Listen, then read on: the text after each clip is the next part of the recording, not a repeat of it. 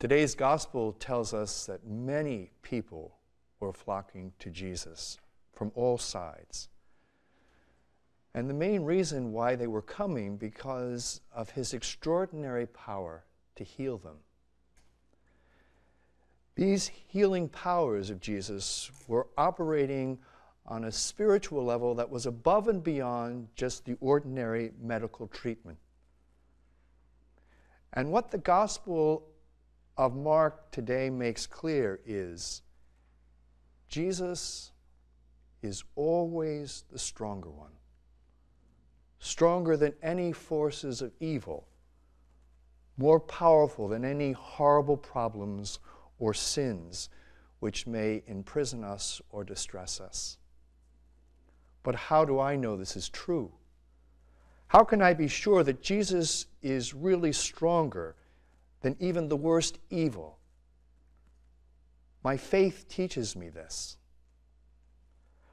But also, I have seen it happen repeatedly in people's lives. Over and over again, I've seen the power of God's mercy like an avalanche sweep away the ice and snow that has hardened people's hearts. I've seen mercy and compassion break into the enemy-occupied territory of a person's life and set them free.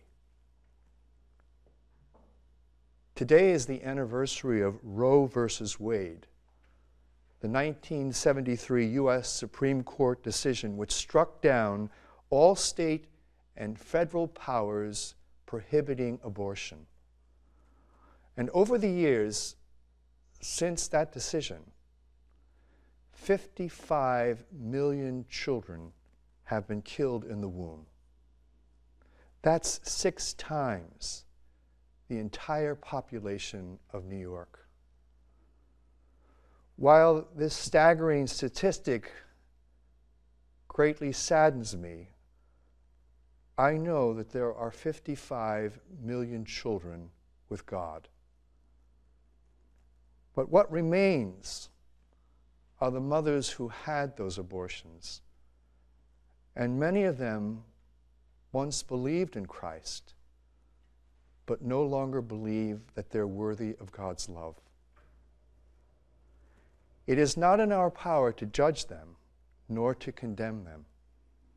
What is in our power is to bring healing and compassion to those who have been imprisoned by sadness and shame, sometimes for years.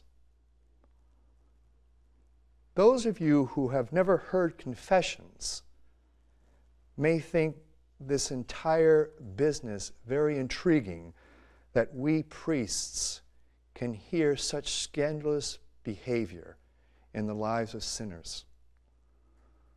But to tell you the truth, it's just the opposite. Nothing is more miserable and sad than when sin is holding someone captive for years. And fortunately, I can say that I forget confessions almost as quickly as I hear them. But I do remember, and I cannot forget, the sheer holiness that often shines in those dark encounters. Granted, a lot of what I hear in the confessional is routine and ordinary, but there are those incredible moments when a soul enters and confesses, often with tears, convinced that they are the worst of sinners. And what I remember most is the penitent's newfound freedom.